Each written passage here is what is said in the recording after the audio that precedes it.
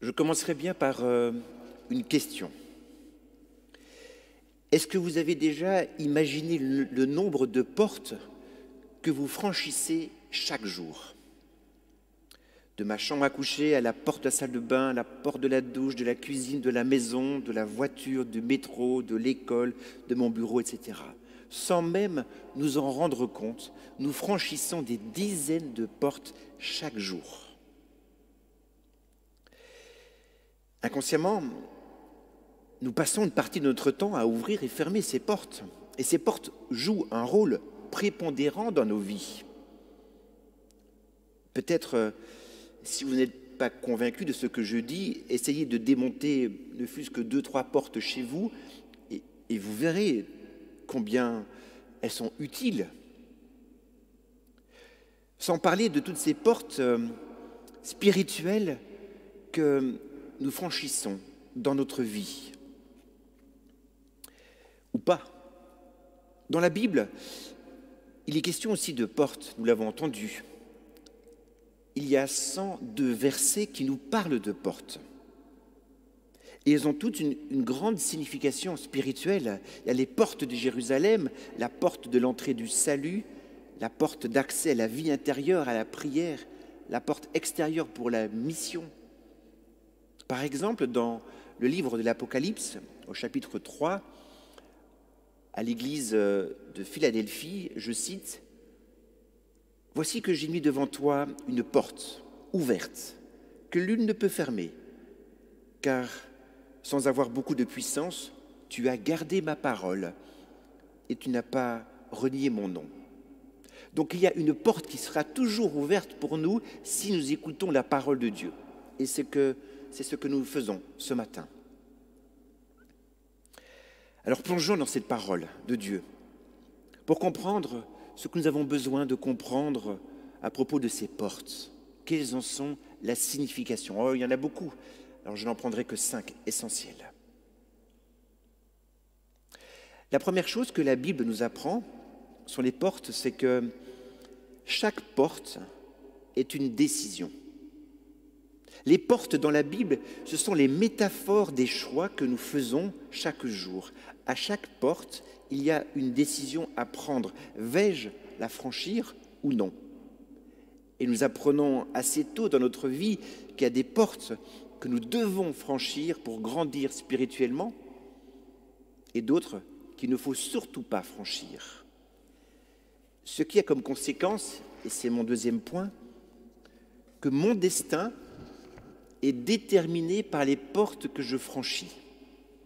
C'est ce que nous dit la Bible. Le plus difficile dans notre vie, c'est de savoir quelle est la bonne porte à prendre. Car cela a des conséquences, des influences sur ma vie. Lorsque nous passons la mauvaise porte ou les mauvaises portes, très souvent, il est difficile pour nous de retrouver le bon chemin. Et des fois, ça peut prendre des années. Passer une bonne porte nécessite un bon discernement. Et les discernements sont difficiles à faire. Plus notre discernement est affiné, plus notre discernement est sage, plus nous allons passer de bonnes portes dans notre vie. Dans le livre du Deutéronome, au chapitre 30, verset 15, il est dit « Je te donne un choix. Tu peux choisir la vie et le succès, mais tu peux aussi choisir la mort et le désastre dans ta vie. S'il te plaît, choisis la vie. » Le bon discernement nous aide à choisir les bonnes portes et à éviter les mauvaises. Les Écritures nous apprennent aussi qu'une porte qui s'ouvre dans notre vie peut être soit une opportunité de Dieu. Un bel exemple de porte d'opportunité qui s'est ouvert pour saint Paul, c'est la première lettre de saint Paul aux Corinthiens, au chapitre 16, verset 9, il dit « Moi, je vais rester à Éphèse jusqu'à la Pentecôte, car une porte s'est ouverte toute grande à mon activité et les adversaires sont nombreux. » Bien souvent, il y a une belle porte qui s'ouvre dans notre vie devant nous, comme Paul ici pour ses affaires professionnelles. Mais attention, cela ne veut pas dire que cette porte sera sans problème. Et c'est ce que Paul justifie quand il dit « mes adversaires seront nombreux ». Autrement dit, une opportunité qui s'ouvre, plus des difficultés, égale la porte ouverte de Dieu. C'est normal que nous ayons des difficultés si une opportunité s'ouvre. N'en soyons pas étonnés. Donc soit c'est une opportunité de Dieu, soit c'est une distraction des autres. Attention, combien de fois nous sommes fait avoir par une porte ouverte alors qu'elle était en réalité des distractions qui nous empêchaient de faire ce que le Seigneur attendait de nous. Et souvent, nous avons franchi cette porte qui était en réalité une impasse. Et elle a fini par nous faire dévoyer du chemin. Voilà pourquoi nous avons à nouveau besoin de discernement. Une opportunité, une distraction ou alors un piège de Satan. Une porte ouverte peut être ce piège dans lequel nous pouvons tomber et nous en faisons malheureusement tous l'expérience d'être tombés. On peut penser à toutes ces portes de l'avoir, du pouvoir, de l'être que le démon ouvre, comme il a fait avec Jésus, avec les tentations. Mais Jésus n'est pas tombé dedans. Nous, de temps en temps, oui. Et quand Jésus s'adresse à Pierre et que tu lui dis « Pierre, passe derrière moi, Satan. Tu es pour moi une occasion de chute. Tes pensées ne sont pas celles de Dieu, mais celles des hommes. » Donc, nous comprenons qu'une porte peut être une opportunité, une distraction ou un piège. La quatrième chose que la Bible nous apprend, c'est que parfois Dieu ferme une porte devant nous. On peut se demander pourquoi, mais il le fait pour nous protéger. En Genèse 7, chapitre 7, verset 16, il est dit 5 mots. « Puis Dieu ferma la porte ». Vous voyez à quoi ça faisait allusion? Pouvez-vous répondre entre vous, là, dans votre salon?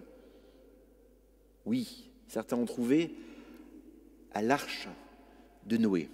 Une fois que la famille de Noé et que les animaux sont rentrés dans l'arche, eh bien, il est dit, Dieu ferma la porte. Pourquoi? Mais pour protéger Noé, les animaux, de la pluie, de la tempête, du déluge. C'est ce que devaient ressentir les Israélites d'esclavage en Égypte lorsque, vous vous souvenez, la deuxième plaie, quand l'ange exterminateur va exterminer tous les premiers-nés, et Dieu leur avait dit de mettre sur la porte de leur maison le sang de l'agneau afin de les protéger. Et toutes les maisons qui avaient cette protection ont été protégées, épargnées. Des fois, Dieu ferme des portes devant nous pour nous protéger. Et nous devons fermer notre porte aujourd'hui par rapport à ce virus. Nous protéger. Dieu nous protège. Et enfin, cinquièmement, la parole de Dieu nous apprend que la porte, c'est Jésus. Nous l'avons entendu dans ce bel évangile. Moi, dit Jésus, je suis la porte. Jésus est cette personne capable de m'aider justement à discerner quelle porte franchir pour de bons choix dans ma vie. Jésus est cette personne qui m'aide à comprendre les opportunités qu'il met devant moi sans tomber dans les pièges du monde ou de Satan. Jésus est cette porte qui me protège tout en m'accompagnant sur les chemins de cette vie. Nous l'avons entendu la semaine passée avec les disciples d'Emmaüs. Il nous invite ce matin, comme ces brebis, à écouter sa voix, à lui faire confiance et à le suivre. Magnifique ces 3 verbes. Écouter, faire confiance, suivre. Voilà un bon travail pour nous pendant ce confinement. Est-ce que vous vous souvenez de ce jeune homme riche qui rencontre Jésus parce qu'il cherche la porte d'entrée du royaume? Et il a en apparence toutes les qualités pour la trouver. Mais Jésus va mettre le doigt sur la seule plaie de sa vie, parce que cet homme est formidable, mais il a un amour de l'argent. Son amour de la richesse qui s'élève entre lui et la porte qu'il voudrait franchir et ne pourra pas la franchir. il s'est en allé tout triste. C'est à cette occasion que Jésus va dire, il est plus facile à un chameau de passer par le trou d'une aiguille qu'à un riche de rentrer dans le royaume de Dieu. Vous savez sans doute que le trou d'une aiguille n'est pas cette petite aiguille que nous connaissons, mais bien le nom de portes, de petites portes qui permettent de rentrer à Jérusalem ou dans une grande ville quand les grandes portes sont fermées. Et elles sont très petites et elles permettent à un homme de passer, mais pas un chameau ou un âne qui est rempli de son bas et qui ne peut pas passer. On comprend mieux cette métaphore du coup. Jésus est ce trou d'aiguille, cette porte qui demande à chacun de nous d'être délesté, allégé de tout son superflu pour pouvoir franchir cette porte. Voilà pourquoi Jésus dira lui-même « Efforcez-vous d'entrer par la porte étroite, car je vous le dis, beaucoup chercheront à y rentrer et ne pourront pas. » Ce temps de confinement peut nous aider à réfléchir à tout cela. De quoi j'ai besoin de m'alléger pour passer cette porte, ce trou d'aiguille? Comment mieux écouter la parole de Dieu, ce berger qui s'adresse à moi, qui est Jésus, lui qui vient pour que j'ai cette vie en abondance, une vie en abondance ici sur terre et surtout là-haut, à ses côtés, dans le paradis. Cette porte, c'est ce passage d'un monde à l'autre et ce sera ma conclusion. Le monde dans lequel nous vivons est comme un cercle, à l'intérieur duquel il y a l'univers, le soleil, les étoiles, la terre, la nature, les animaux et l'homme avec un grand H. Ce monde tel que nous connaissons aujourd'hui, ce monde est beau, mais il est dur. Ce que nous traversons ces jours-ci nous le prouve, peur, maladie, décès pour certains. Ce monde naturel dans lequel nous évoluons est voué à la mort. C'est la loi de ce monde. Et nous avons tous en nous ce désir d'un autre monde. Un monde qui ne soit pas voué à la mort. Un monde de vie, de joie, de paix, d'amour. Au fond de moi, j'aspire à ce monde magnifique. Mais ce monde-là paraît comme un rêve, une utopie, une légende pour certains. Pourtant, écoutez bien, Jésus nous dit ce matin qu'il existe vraiment et qu'il va nous y introduire. Et pour cela, nous dit-il, il n'y a pas d'autre chemin que moi. Je suis la porte de cet autre monde. Vous l'avez entendu comme moi, ces dernières phrases de l'Évangile. Je suis venu pour que les hommes, les brebis, les hommes, les femmes, les enfants, tous, vous ayez la vie en abondance. Jésus nous dit à chacun personnellement, je suis la porte, je t'ouvre cette porte, je suis d'ailleurs le seul à pouvoir t'apporter cette vie éternelle à laquelle tu aspires secrètement, parce que je l'ai de droit. Jésus est venu nous apporter cette vie qu'il a de droit, cette vie éternelle qu'il possède en lui-même. Et quand il est mort, Jésus est ressuscité, il fait une brèche dans ce mur de séparation et il nous aspire à cette vie éternelle. Telle est notre foi, notre espérance. Donc, il y a cette sphère de Dieu et la sphère du monde dans laquelle nous vivons. Théologiquement, ce n'est pas bon parce qu'on peut dire que la sphère englobe le monde, mais c'est pour mieux vous faire comprendre. Donc, nul ne peut passer de ce monde à la vie éternelle sans passer par moi, dit Jésus. Même les non-baptisés, même ceux qui ne connaissent pas Jésus, même les non-chrétiens, de toute façon, ils passeront par Jésus sans le savoir. Des centaines de milliards d'hommes passeront par cette porte et accéderont à cette vie divine, ce monde divin, ce paradis. Donc retenons ce monde de Dieu, cette sphère de Dieu, cette sphère de l'homme, et entre les deux, cette porte qui est Jésus. Magnifique. Eh bien, prions. Seigneur, Jésus qui est la porte, tu viens frapper à ma propre porte. Voici, me dit-tu dans l'Apocalypse, je me tiens à la porte et je frappe. Si quelqu'un entend ma voix, il ouvre la porte et moi, je mangerai avec lui et lui avec moi. Je ne veux pas te laisser dehors, Seigneur, frapper en vain à ma porte de ma vie, je t'invite à rentrer chez moi. Je t'ouvre la porte de mon cœur. Je sais que tu as ouvert tant de portes en moi et dans la vie des autres. Oui, j'ai besoin de ton aide en ce temps de confinement si difficile, cet avenir aussi incertain. Aide-moi pour ce futur à faire de bons choix.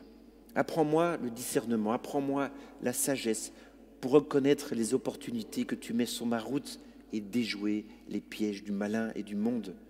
Merci Seigneur de me protéger en fermant certaines portes, en ouvrant d'autres portes. Seigneur, je veux te voir ouvrir des portes de façon étonnante dans ma vie, charismatique, et aussi dans la vie de tous ceux qui nous écoutent maintenant, tous ces paroissiens, ceux qui nous sont réunis à travers les ondes. Viens ouvrir leurs portes à eux aussi. Ainsi, au soir de notre vie, nous passerons par toi, Jésus, la seule porte qui nous mène à Dieu, pour cette vie en abondance dont tu parles. Je te prie de bénir tous ceux qui nous écoutent maintenant, sur chaque célibataire, chaque famille, chaque ville et pays, pour que tu bénisses leur corps, leur esprit, leur âme, leur cœur, leurs relations et leurs choix. Amen.